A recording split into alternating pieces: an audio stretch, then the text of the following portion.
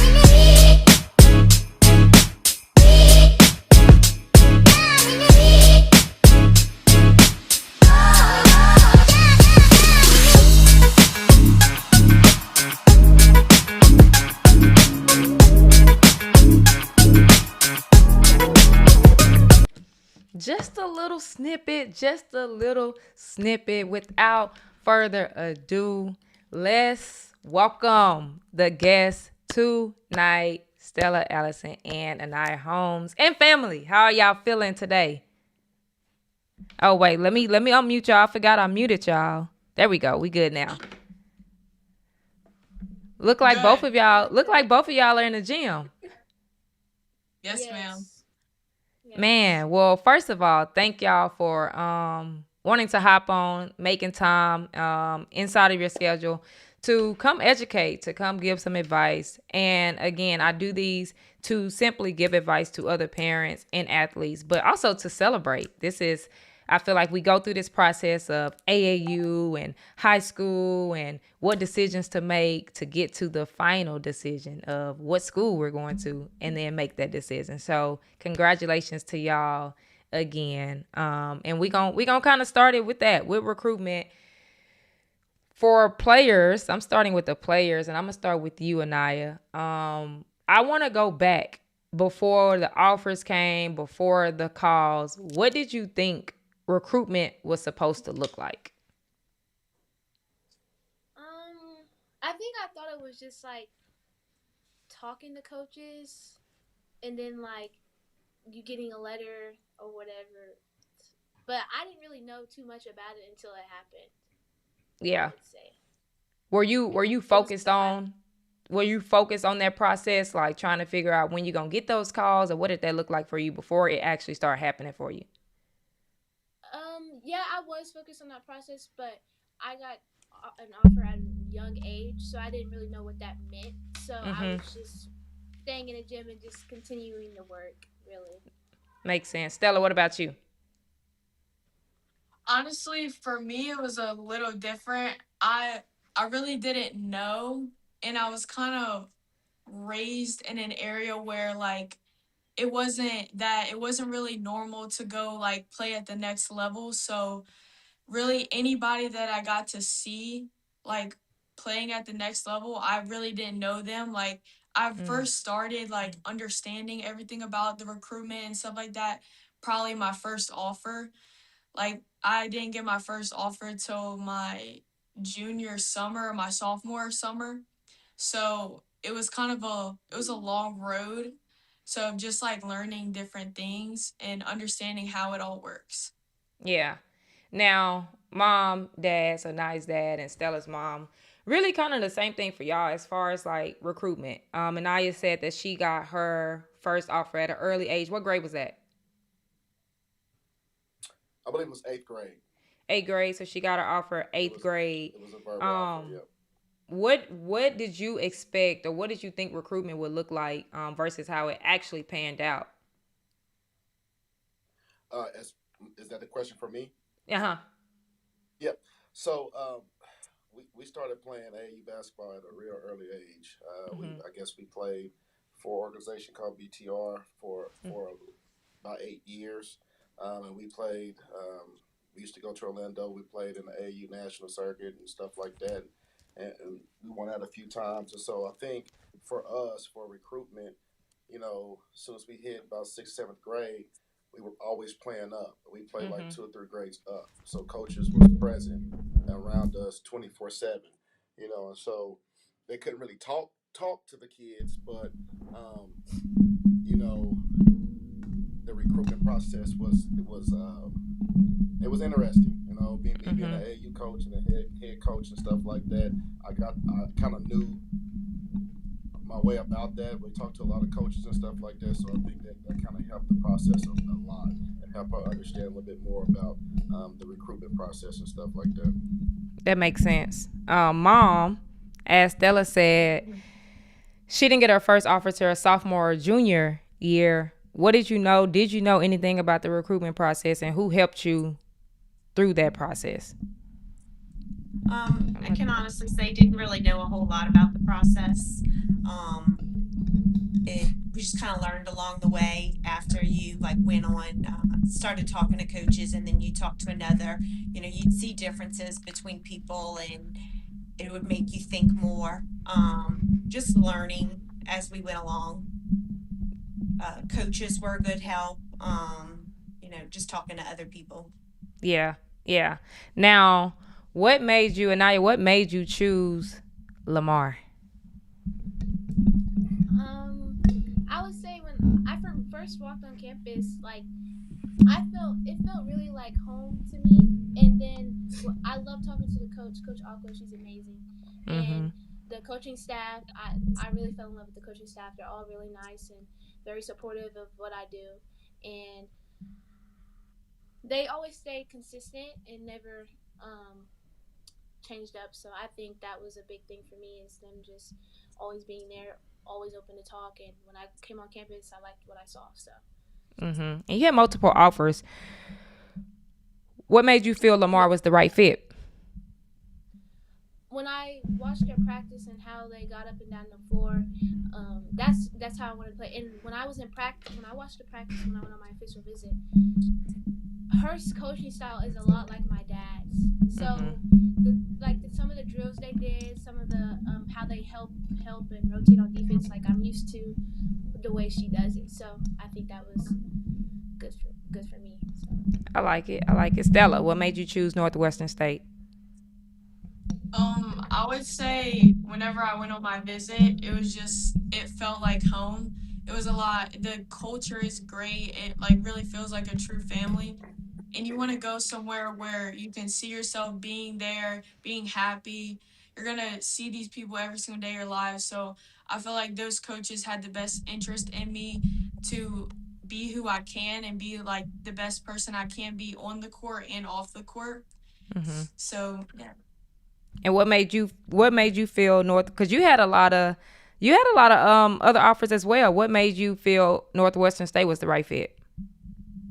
It was just the culture, honestly, and like the area.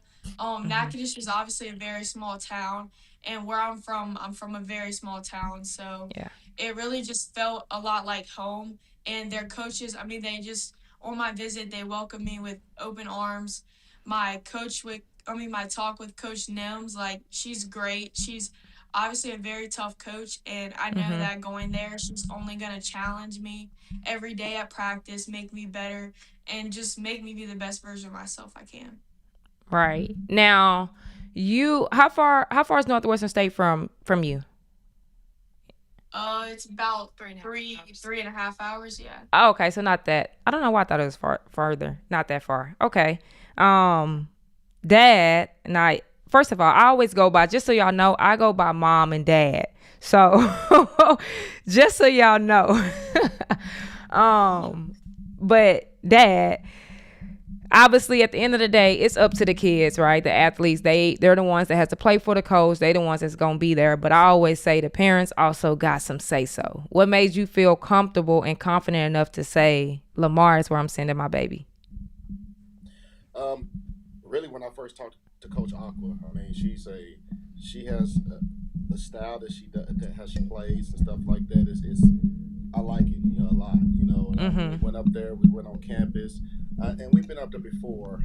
I've been up there before. I played college basketball, so I knew it was a nice place. But they made some changes, so it's a great place. And when we went up there, I feel like um, they made it to where, hey, it's a home field. They communicated very well with us. I think that just really it was a good fit because she felt comfortable, and it Yeah. wasn't about my decision or mom's decisions. It was more about her. She felt comfortable. That all the coaches were supportive. They've been calling still, as she's going through her last high school season and stuff like that, communicating very well with her. And so, I mean, even with the parents, they still talk to us as well. So, and a lot of the coaches wasn't doing. I mean, they were, but not like this. That tell you Yeah. that they really want you there. They really want you to be successful in their program as well. Yeah, that's good. Where did you play college ball at? I actually went to Centenary College in Shreveport, Louisiana. Got you. Nice. So Yeah. having that experience of you playing college ball, and now obviously your daughter kind of going through that experience, what advice would you give to other parents, sorry, as they are navigating this journey? I would say I would probably say take it all in. Go slow, don't rush it because I mean it's a process. You don't want to get in the wrong situation. I went from JUCO to a Division One, and it was a process for me. And I think for her, just go out there, be yourself. And don't try to fit in because you want a spot, you want to play. Mm-hmm. So I think just go out there with the effort and what you was taught since your whole life. I think she'll be fine. I think that's a for me. I think that's good for her if she can Mm-hmm. do that. Mm-hmm. Mom, coming to you. Same question. As I said, it's up to these athletes, but what made you feel comfortable and confident enough to say yes to NSU? I guess that was our last official visit. So just kind of going from place to place, you're looking at each one, the pros and cons, just kind of seeing what what where she could see herself. Looking at the differences, and it is a process, like he said, that is true. And you do want to kind of just take your time and take it all in. Just watching her response and her reaction, it looked like a natural fit. Mm-hmm. Kind of like what she said about we're from a small town and it's a college small town. So I could see how she would be comfortable in the transition. Yeah, I like it. And Dad, are you Aniya's high school coach or Yes, I am. I'm a high school coach as well. Yeah, so let's all talk about that. All 4 years. I want to talk about that. Challenges. I want to go with challenges first. What are some of the challenges of coaching your daughter? Oh, it's a lot. I'm gonna be honest with you. It's a lot. Just from just every school we've been to. I mean, um, and the other players. They some think that I favoritism my kid. That type of stuff, and it's just that Mm-hmm. type of environment and stuff like that. But really, the challenge is they're all my kids is coached. I coached all my kids. I have a sophomore and I have another senior, and so all of them play on the same team, so they get to play together. That's what was important for me, is for them to play together throughout their high school career. And some of the other challenges I would say is sometimes they think they know it all. you know, they do. Because they've been playing for so long and they're like coaches on the floor and they know what they're doing. And so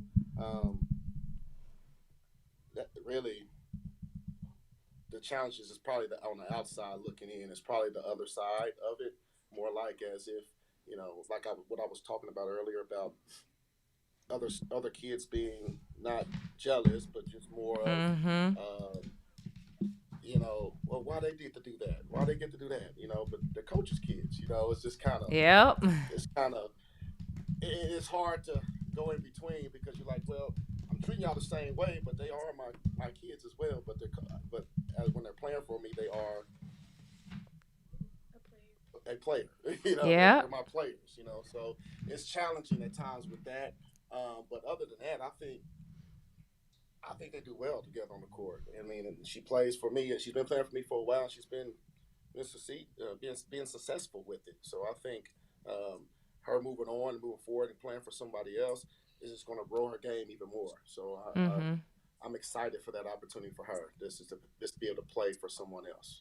You're right. I gave her the basics. Now she can go on and be be successful somewhere else.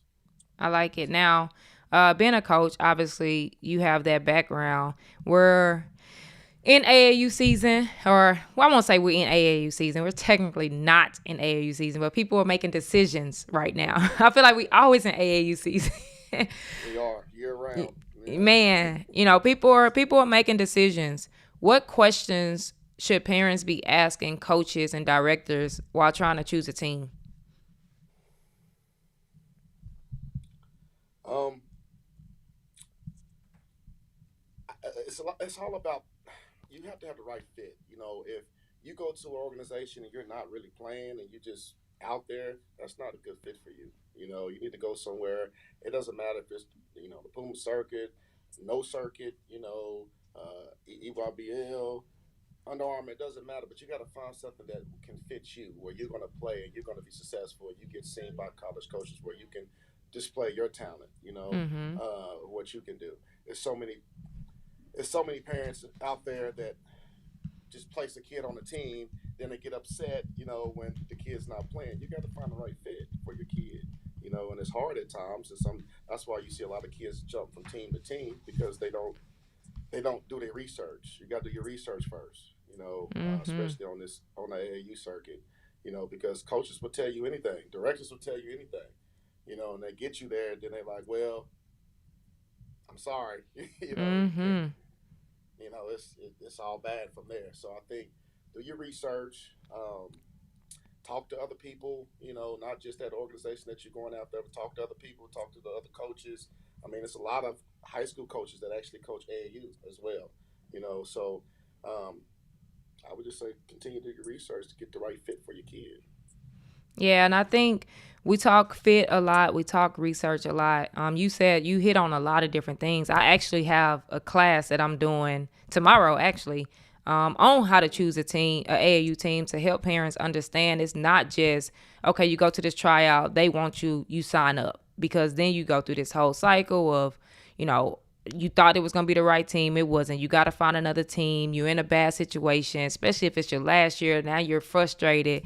And it's a lot. It's a lot if you don't do the front work. And you just talked about something of it don't matter if it's circuit or no circuit. Stella, you actually played with IDE, who was not, yeah, wasn't on a circuit, independent program, and still was able to get a Division I scholarship. Can you talk about that a little bit of just, like I said, playing on this independent program? Because a lot of people think I have to play on a circuit, I have to do these different things, but you didn't play on a circuit and still got a Division I scholarship. Yeah, I think we are an independent team, but we did play against a lot of circuit teams. Like we were a Mm-hmm. high level independent team. So us being our coach, like willing to having the confidence in us to put us in those big tournaments against those big teams. Like we played against some of the like literally the top like Nike, EYBL, Y'all played Cypher. again. Like I we was gonna say. I think I was at the game when y'all played. Y'all played Cypher. I think in Dallas at Frisco. I think I was at that game. Yes, ma'am. We played against some of the top teams in the Nike, Under Armour, Adidas, all the circuits. And just being able to have that kind of exposure and opportunity playing against those teams, it definitely brings a lot of attention to your team. So that was probably one of the biggest factors was just being able to go play in those tournaments, getting like their kind of exposure, them being the, the sponsored team, like the EYBL, all that stuff, bringing like their attention to us, it helped us a lot. It benefited us a lot. And that's kind of how I kind of got the opportunity to play at the next level. Yeah. I always tell people now. I don't know. You can tell me if I'm wrong because you just finished playing. But I personally feel like I had an organization called Competitive Edge, and we were an independent program, and that was like my main thing. Like we gonna play against all the top teams. I'll never forget. We went to that's when Boo Williams was real good. When not Boo Williams, sorry, basketball on the Bayou was real good. And in my pool, I had Essence, I had Team Takeover, and I had Missouri Phenom. All EYBL programs in the pool. Yeah. So I was able to always match us up. I feel like it's a little bit harder now because all of the circuit teams have their own, all of the circuits have their own stops. So like I can't play, if you're an independent program, you can't play a Nike team in live period. Now you can in non-live period, but you can't play them in live period. I think Adidas might have one stop off. Maybe Under Armour might have. E'Niyah, were you on Under Armour? Yes. What did y'all have? Like, what was? Did y'all have a stop that was off, or did you have all mandatory stops? I think Under Armour might have one off in May. I think we have one off. Yeah. One off because EYBL, I think they have 4 stops and Yep. Under Armour only has 3. Had stops. 3, correct. Yeah. So it's a little bit harder, but again, somehow y'all was able to manage, like you said. I do think it's important to those non-live periods, getting some of those circuit teams, and then during live period, trying to match up with as many circuit teams as possible. So I think that's good. Now, what made you stay? Obviously, I know once season started, what happens. Everybody trying to get players. Everybody trying to get them off other teams. Like, I'm sure you had people reaching out and wanting you to play with them. What made you stay with IDE? That was one of the big kind of things that happened. I had the opportunity after June. I had the opportunity to go play with an Under Armour sponsored team, Mavs Elite. I had the opportunity to go play with them in July, but it was kind of I already made a commitment to play with my team. Also, my team, like, we were kind of low on numbers, so I wouldn't be doing any of my teammates like injustice. Like I was trying to be a little loyal to my team because I already made the commitment to play with them, go through my AAU season. So I think it was just right.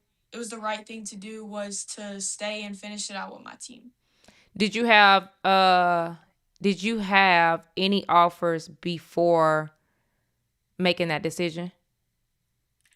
Yes, ma'am. I had an offer from, well, it was Southeastern, but then the coaches, transferred. So you did have some offers beforehand. Yeah, I had Nichols. Yeah. So do you feel if you didn't have any offers, that decision would have been different?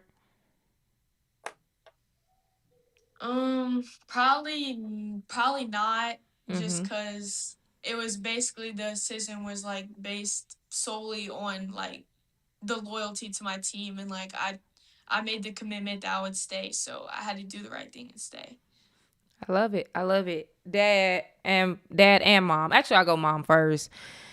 We talk about investments all the time, right? This stuff costs, from AAU team to training to whatever. Like, it is a lot of money that I do feel like pays off. I do feel like the investment is worth it at the end of the day. But what investments do you feel that you made in order to help Stella as you guys navigated this journey, and what investment would you not do again? Ooh. Um, well, just investments, obviously the financial part. Mm-hmm. And it's a commitment. Traveling, then coming home late, being at work the next day, trying to stay gainfully employed so you can Right. finance these trips. It's a commitment. Being there, um, just watching her grow. Uh, it's pretty cool with it. Mm-hmm. As far as things that I wouldn't do, I don't know. I can't really say. I don't know. Maybe. I mean, hindsight's always, Mm-hmm. nice to have. You had a crystal ball, maybe some different decisions on the where, and with who, but Mm-hmm. it's just moving forward, Yeah. growing and gaining from what we did and moving forward.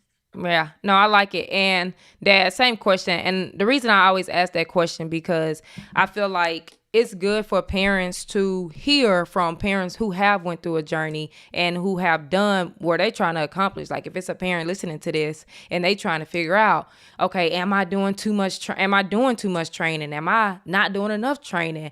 Am I going to too many camps? Should I focus on these amount of camps? Like, so that's why I always ask, like, I do feel like everything happens for a reason, right? Like, however the journeys is supposed to go, it's going to go. But within that journey, there are things that's like, man, if I would have known this earlier, I probably wouldn't have done this. So that's why I always like to ask that question. Before I get to you, Dad, if y'all have any questions, drop them in the chat. I will definitely ask them if y'all have any questions. But Dad, same question. Um, for me, I think I've trained her whole life, and so Mm-hmm. I didn't have to push out money for that because we trained What a every blessing. day. You know, so but for us, that was kind of one of the reasons why we chose the circuit team because they Mm-hmm. kind of helped us along and also coached too. And so as me being on the bench or coaching and stuff like that, a lot of that stuff was taken care of just Mm-hmm. because I'm a coach. She's there. She has to be. I have to be there. And so that kind of helped us along on the financial side of it. Um, and that's kind of why we stayed with Under Armour for so long. Mm-hmm. I think we was with Under Armour for how many years? Maybe Five, six, six, yeah, six six, years, six something like years. that. And like I said, we started off with one, but that kind of folded, and then we went on to another one. That's why we ended Mm-hmm. up with Team Lex. Got you. I was actually gonna ask that. Being in Oklahoma, right? Yeah, being in Yes. Oklahoma. What made you guys choose Team Lex?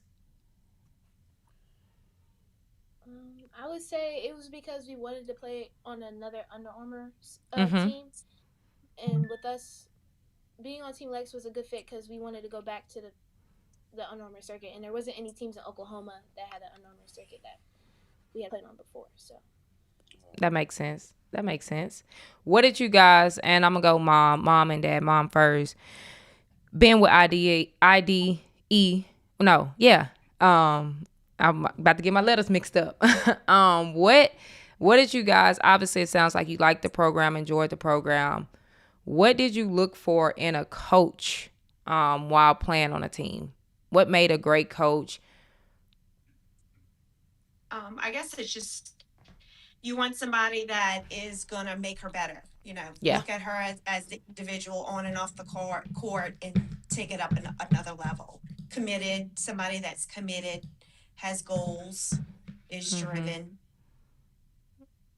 Dad, same question. Somebody's going to push her. Somebody's going to kind of what she said, take her to another level.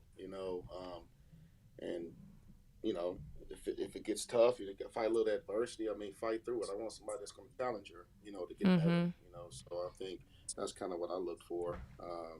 Even though I was there, but they still did things that, you know. And for me, I'm gonna say this. For me, I think for her, since she was playing for me in high school, her playing for a different coach at AAU gave her a breakaway for me. So it was Mm-hmm. more she Yeah. could grow a little bit more in a different way. You know what I mean? So I kind of enjoyed that, and she did well. So I'm proud of her for that. I like it. I like it. I'm gonna pull some of these over a little bit. Somebody said, "Hey, Stella." We Hey. got some congratulations in the chat. Y'all, let's get this to 10 likes. If you are enjoying this conversation, and want to support the channel, drop a super chat. I get excited for all super chats. You'll hear this horn go off, $1.99, $2.99. It does not matter. I get excited for it all. Mom, hardest part. What would you say was the hardest part of the recruitment process? I guess I guess for me, like sometimes you look at the bigger picture of things and she doesn't exactly see what you're seeing, thinks about it different. I'm like, oh, pros and cons, make a list and compare, where she doesn't exactly think that way. So it's just like, you try and talk about it, but you have to realize at the end of the day, you're on different pages and Yep. it's this, I'm a part of her journey, kind of say, kind of way. And just being supportive, as through the process. Yep. Dad, what would you say was the hardest part? I think the hardest part for me was I didn't know if y'all know, but she tore her ACL her 10th grade year. All right, so she was,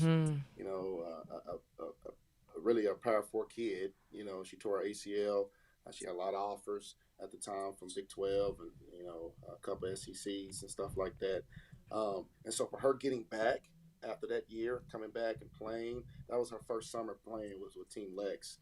She had missed a couple years, and so for her getting back to where she was and even better, I mean, it just shows the love for the game and how hard she worked to get back.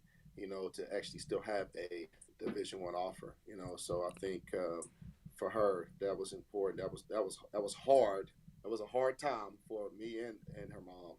Just to watch her go through that, but then come out on top and still thrive and still be a tough kid, a tough player. So I think she's still growing and getting stronger each and every day. And so I think that was the hardest moment for us is when she went down. You don't want to never see a kid go down, but to fight through it and come back, I'm proud of her for that. I mean, that's big time. Yeah, and it makes it stronger. So first of all, hold on. We got a super chat, $1.99. Congratulations, E'Niyah, from Mike. Thank you for the super chat. Appreciate that. There you go, E'Niyah.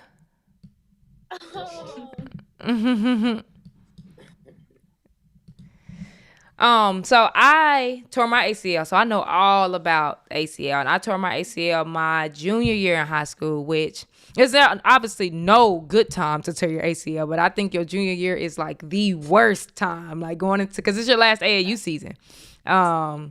And it was a lot, right? Just same thing. I had, every school in the Big 12. My goal was to go to the Big 12.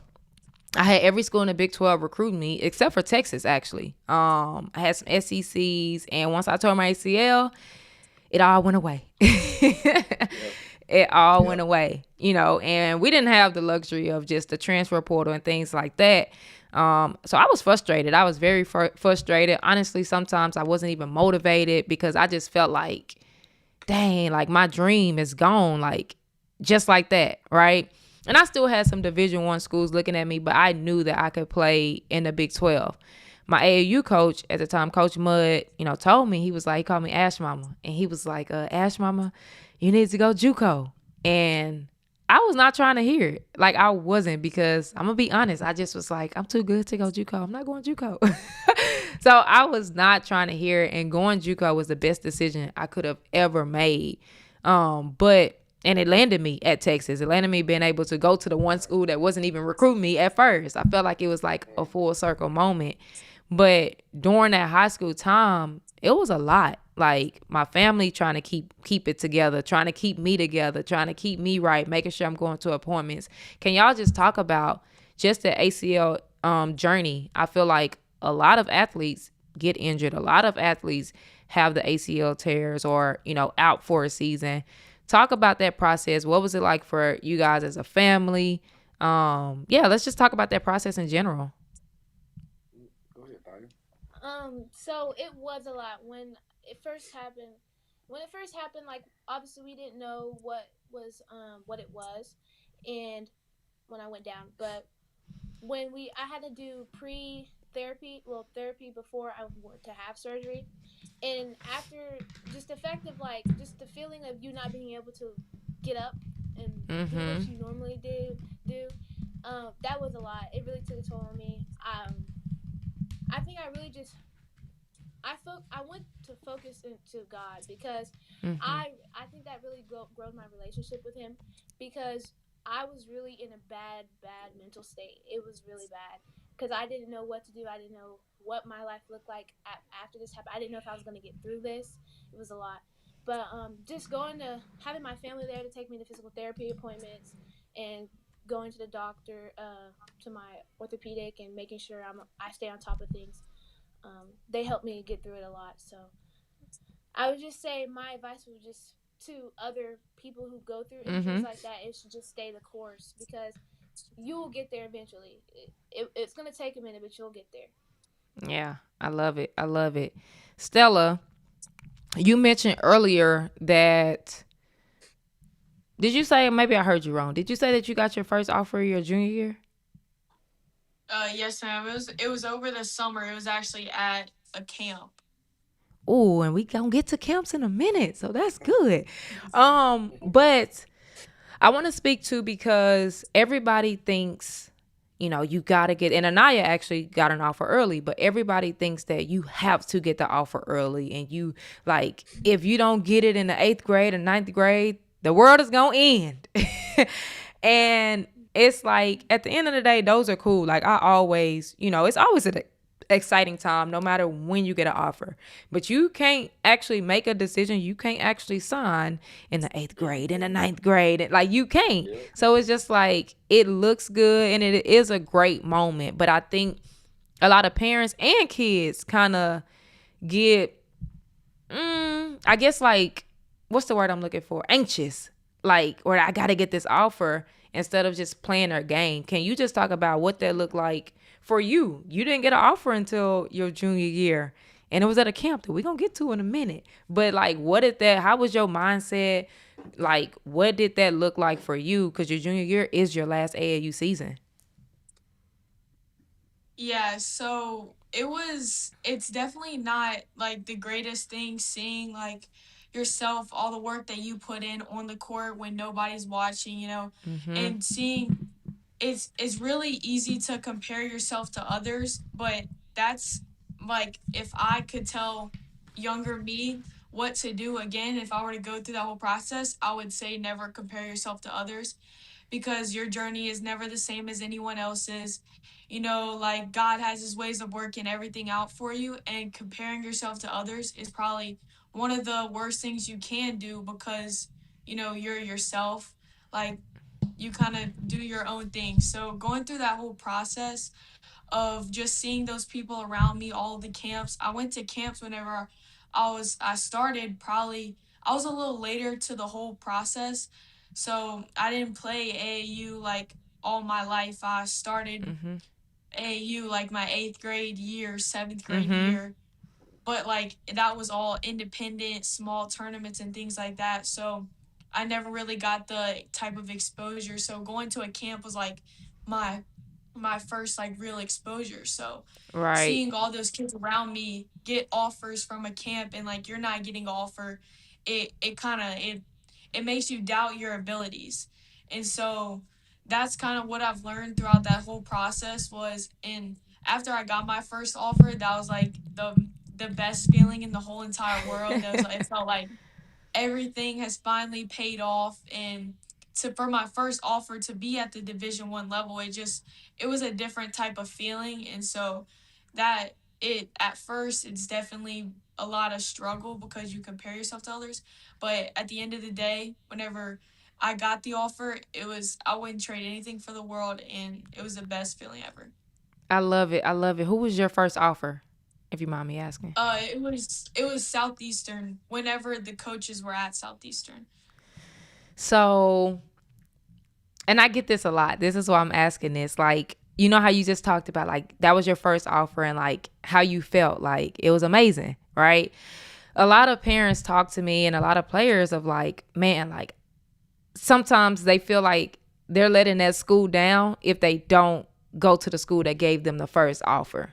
Did you kind of have that, like, man, this was the first school that believed in me and it's not the school that I'm going to? Like, did you have any of those thoughts?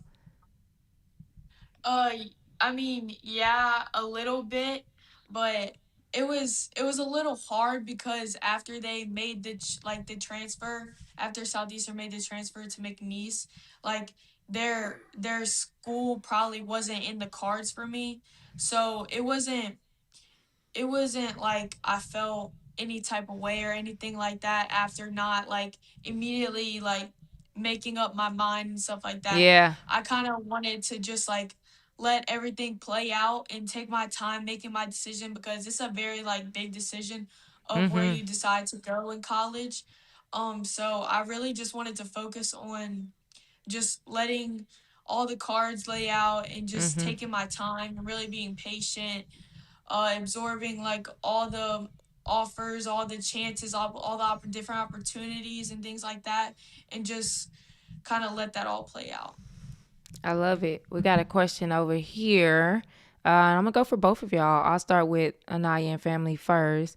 It says, can you talk about not being ranked with offers, but trying to earn higher offers and rankings? I'm gonna go with you, Dad. Um, I don't. Yeah. Can you talk about not being ranked with offers? And I'm assuming maybe this is like maybe ESPN rankings. I'm not really sure of the question in full, It's but yeah. it's probably ESPN rankings. Because really, it's a lot of players. You can talk about the kid from Vanderbilt. She wasn't even M- ESPN ranked. One of the first. I Man, mean, she. and killing it. I mean, you know what I mean. So it's really politics, really political, really the rankings. I mean, now your state rankings that's still political, but Mm-hmm. um, He said, I would say yes, ESPN. It's social media.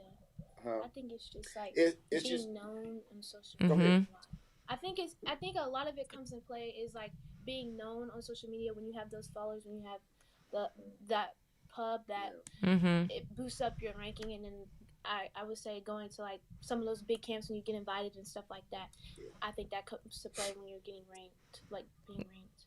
Yep. Stella, you want to add anything? Yeah, I would say rankings, like you can't really pay attention to any of that kind of stuff because Mm-hmm. it really doesn't mean anything at the end of the day. Like you know what you're capable of, you know who you are, so you really just can't pay attention to that kind of stuff. And Absolutely. I like would agree. when you go, and then I would say when you go to college, when you pick your college, those rankings don't mean anything. Don't You're going to mean college, nothing.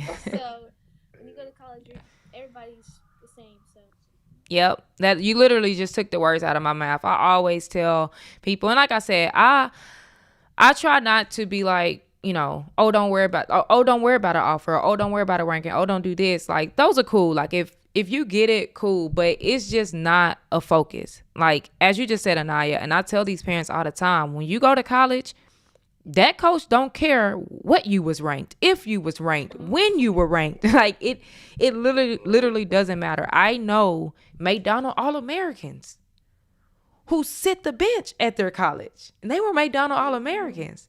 So yes, it sounds good to be ranked or whatever, but the focus should not be on the rankings. Like if it happens great. If you want to rank me at 55, cool, I'm still gonna work. If you want to rank me at 10, cool, I'm still gonna get the work in.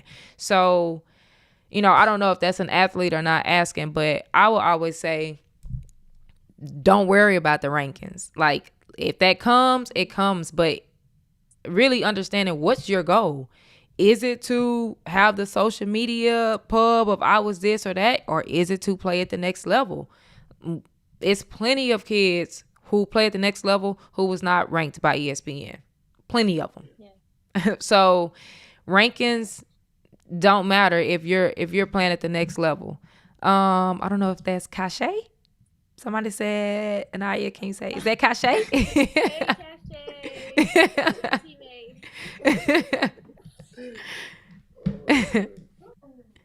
You're welcome. You're welcome. You're welcome. That's funny. What would you say? What would you guys? We talked about the hardest part. Obviously, besides signing on that dotted line, what would you guys say was some of the most rewarding parts of just going through this journey? I'll start with you, Mom.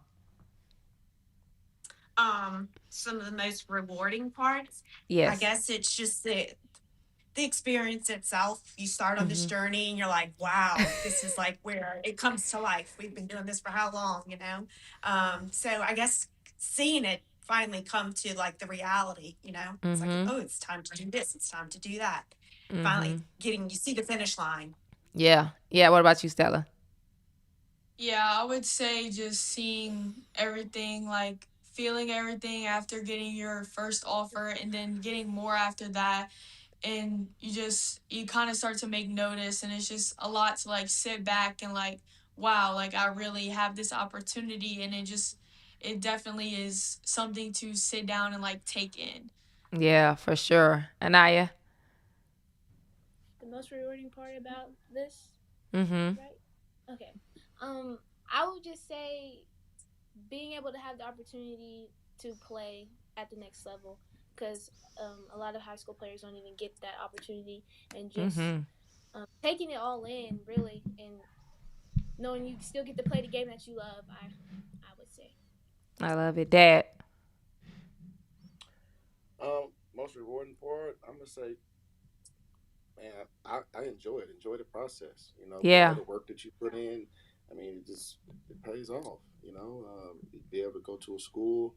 I mean, that's what you want. Get your education. School paid for. And still play the game you love. So I think that's the most rewarding part. I love it, Stella. Somebody says, "Hey, Stella, love you, girl." Hey, Brady, love you too. What made you guys start playing basketball? On you, Stella. Oh, okay. I would say, well, I grew up. I have three older brothers. We're all 2 years apart. So, just living in a house full of boys, everyone they played football. I even played football. I did wanted to do everything that they wanted to do. So, just definitely growing up with three older brothers, it makes you want to do new things. And all of us, like in our family, was just naturally kind of athletic. So just I think I started playing basketball like whenever I was how old, Like that the little bitty ball. yeah, probably like 5 years old. 5, 6. So just like growing up with older brothers, you want to do everything they want to do. So I think that was probably the biggest role that kind of made me want to play basketball. Got you. What about you, E'Niyah? I would say that what made me start playing basketball was both of my parents played basketball. I grew up watching basketball. My uncles, my cousins, my whole family. We're just a big basketball family, and it was just like I loved the game growing up as a kid. And I played in the little small leagues at the Boys and Girls Club, and just being around it made me want to play. Also, I just loved the game growing up. Yeah. I grew up with the game, so. I love it. What's y'all's favorite part about playing basketball? I would say the memories and the friends that you get to make along the way, and kind of like the lessons that you learn. It's Basketball is more than just basketball. You learn a lot. So I would say probably like just being on different teams and having different experiences, making new friends, and like all the memories. Those like kind of last last a lifetime. So not taking any of that for granted. So definitely probably the memories and just the friends and stuff you make. I like it, E'Niyah. I would say basketball took me all over the United States to see all the different states and being able to see different cities and states of that normally you wouldn't get to see. But the basketball made me be able to do that and just making memories with teammates, friends, and that's probably my favorite part about playing basketball. Okay. Oh, y'all got some questions over here from Infinity. What have you learned? What have you learned that will carry with you throughout your collegiate journey? Oh, that's a good one. On you, Stella. I would say like being in the moment, being where your feet are, being present, not worrying about like, what the future holds or anything like that because you can't see the future, you can't control anything. So really just controlling what you can, being where your feet are and just focusing on that day and that moment and that practice or that workout or like just anything like that, just being where your feet are, not focusing on the whole staircase, just the step in front of you. So That's good. E'Niyah. I would say, what was my favorite? Just taking that work ethic into college and even going harder, because it's gonna be harder when you get there. And so I think I just enjoying the process and taking it step by step, I think would be what I would take into my collegiate journey. That's good. What's y'all's biggest accomplishment from basketball?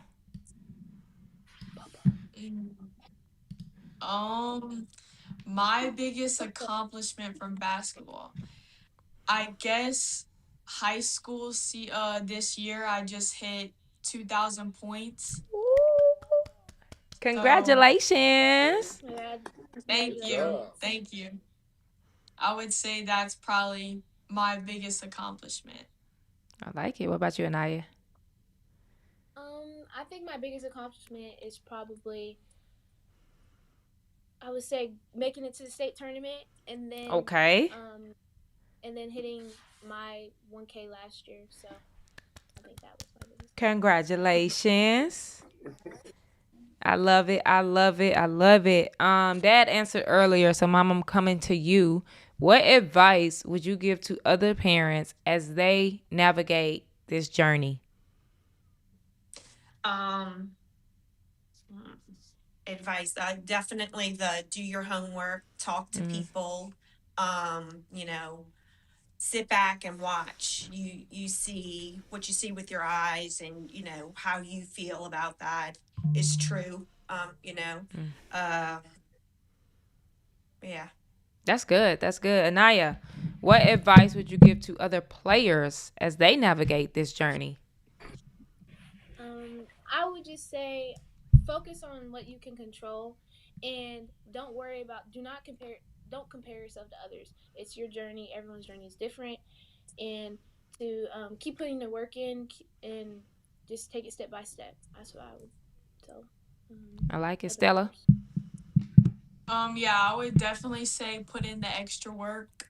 Be willing to make like sacrifices because some days like you may have the opportunity to go hang out with your friends, but whenever you should be in the gym instead getting better, sacrifice is a really big one. But just having fun and just being willing to learn new things, and yeah, definitely. I love it. I love it. Y'all, if y'all have any last minute questions, go ahead and drop it in the chat. If you have not hit that like button, we need two more. We need two more to get it to 15. Hit that like button. Shout out to Mike again for the super chat. If you want to support the stream, drop a super chat. It can be $1.99, $2.99. I don't care. You're going to hear the horn go off if you drop the super chat. Y'all, we got 4 things. I am starting with you, Stella. If you could describe your game in 3 words, so with 3 different words, what would they be? Okay. I would say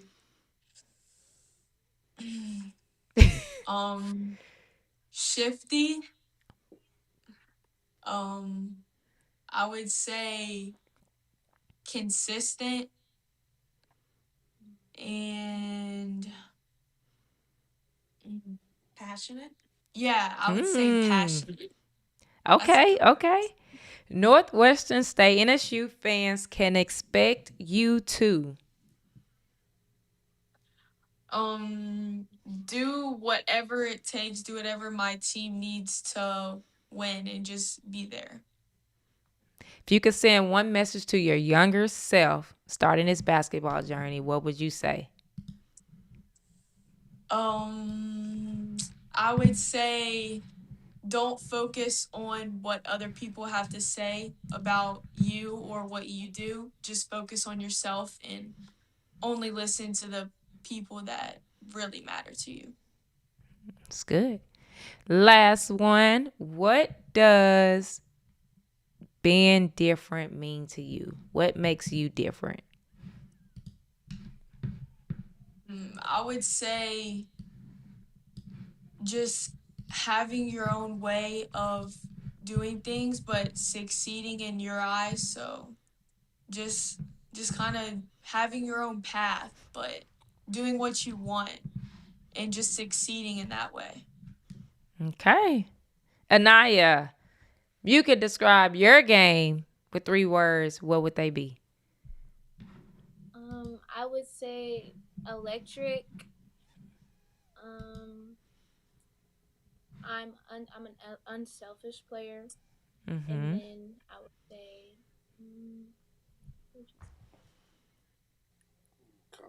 confident. Yeah, confident. I like it. Lamar fans can expect you to. They can expect me to always give my all, whatever it takes. Good. If you could send one message to your younger self starting this journey, what would you say to yourself? I would say just to keep going, keep pushing. Times get hard, but there's always light on the other side, so keep going. I like it. Last one. What makes you different? What makes me different?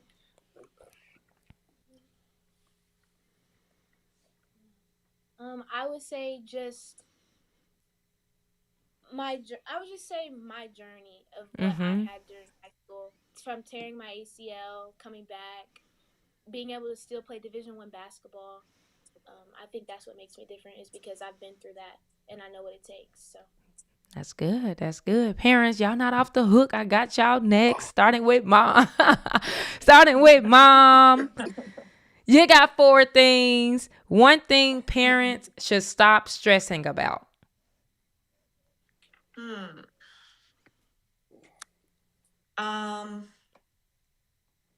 I kind of what other people think. Okay. Maybe what other people say. Yes. It's just noise. I like it. Don't listen to the noise. Yeah. Well, that's probably the next one. One thing parents should start doing earlier. Enjoying it. Don't stress. That's good. Enjoy the journey. One question you wish you would have asked earlier in the process.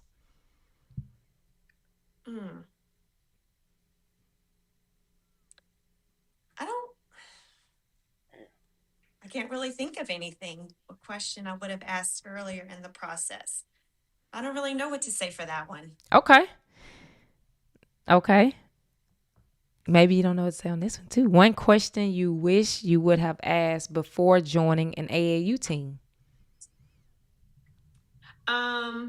Well, I think you can ask a lot of questions, but the reality is when the season starts. So, you can ask as many questions as you want, but once the tip off takes place, that's the reality. So that's true. Because you can ask questions and get answers, and That's The true. action is something different. So I can't really, I probably can't really think of any questions. I ask as many questions. I don't think, Mm-hmm. no question is a stupid question. Right. So if you're thinking about it, if it's something that's on your mind, ask, There we don't go. I hold back. like it. Dad, one thing parents should stop stressing about.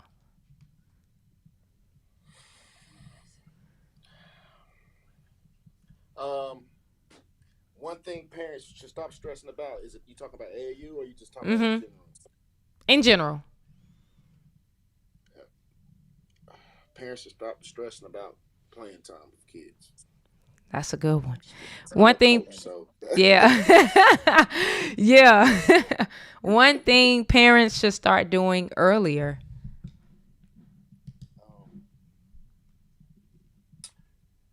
I'm gonna say one thing that parents should start doing earlier is making sure the kids are taking care of their bodies early. Mm-hmm. Oh, that, yeah. For injuries, you know what I mean. So like precautionary stuff, ice and stretch and all that good Mm-hmm. stuff. I mean, a lot of parents don't do that, even though they're young and think they can run all day. Kids can get hurt young too. So Mm-hmm. I think that's Mm-hmm. important. Mm-hmm. Let me see if you got something for me. One question you wish you would have asked earlier in the recruiting process. In a recruiting process to the college coaches. Yeah, or in general, in the process, yeah. In the process, if it was towards an AAU, going like an AAU team, I would ask that organization, that team, that coach, what's the atmosphere like with the kids? Yeah. Are they welcoming? Are they, because some organizations, the kids are not welcoming. They are, Yeah. They got their little cliques that they like to be with, and they try to, and the kid's not comfortable. They can't play well, and they can't be at their highest peak if, they're not comfortable within that organization. I think so. I think people should ask is, hey, do they get along with everybody? Are they friendly? Do they talk? Do they do certain things like that that will help my kid, get better? Yeah. So. Yes. This was good. Yeah. Thank y'all again for taking time out of y'all's day to hop on this. I love doing having these conversations. So thank y'all again. Congratulations. Y'all drop some congrats in the chat. Congratulations. Stella, who is going to somebody say congrats, who is going to Northwestern State, and E'Niyah, who is going to Lamar. Good luck the rest of this season. Good luck the rest of this season. I'm sure we both trying to push to get to state, to not only get there, but to win it. So again, good luck to y'all. Thank y'all again for hopping on. Thank you for having me. Thank you for having us. We appreciate No it. problem. Put that. Y'all, that was good. That was good. I hope my computer don't die on me because I'm on 6%. But that was good. If you have not subscribed to the channel, go ahead and subscribe. We are at 3,915 subscribers, and we only go to 4,000. So hopefully when I get off of here, we got some more subscribers. If you have not subscribed to the channel, go ahead and subscribe to the channel. What up, Devin? Dang, Devin, you're going to have to catch the replay. I see some congratulations. Congratulations to Stella and E'Niyah. A lot of congrats in the chat. I appreciate y'all for tuning in. Y'all have been asking where these have been. We are back on a bi-weekly schedule for January and February. So every other week, I will be bringing on different athletes and their parents who have signed. Now they've signed, who have signed to play at the next level. So we will be back, not next week, but the following week. If you want to support the stream, Mike gave us $1.99 earlier. You can drop a super chat. You just find a little dollar sign. It should be on the bottom right, I think, or top right. And drop a super chat. I think the smallest amount that you can do is $1.99. So if it's $1.99, $2.99, it does not matter. I get excited. I like to hit that horn. So if you want to support the stream, go ahead and drop a super chat. I appreciate y'all for asking questions. Y'all was in the chat. Asking a lot of questions. I'm kind of scrolling through, making sure I didn't miss nobody. Y'all was asking a lot of questions and a lot of good questions. I love the one when somebody's honest, asking about rankings, asking about offers. We're just trying to get to the next level. It don't matter what we ranked, because at the end of the day, them coaches don't care what you ranked. Can you help them win games? That's all they care about. If there are any parents that are still on here that have athletes getting ready for the AAU season, I have a class tomorrow. Let me put the link in here for you. I have a class tomorrow. Let me find it. Sorry. I don't know what's going on. But I have a class tomorrow where we are talking about how to choose an AAU program. And it's free. So if you want to sign up for a class, I am trying to find the link. Give me 1 second. If you want to sign up, come join us tomorrow, 7 p.m. Central Time. I just dropped the link in the chat. If you want to join us, you can sign up. We'll be going over a lot of the things that we talked about today to make sure that you are choosing the right AAU program. You are doing your due diligence. You're asking questions. You're doing the research. And you're making the right decision to set your athlete up to get what these athletes just got. So if you want to join the class, I'll just put the link in the chat. It is free. To join. My computer is about to die, so I'm going to hop off here. Again, I appreciate y'all for tuning in. If you have not subscribed, go ahead and hit that subscribe button. Hit that like button. Share this out with somebody who needs to hear it, and we are out.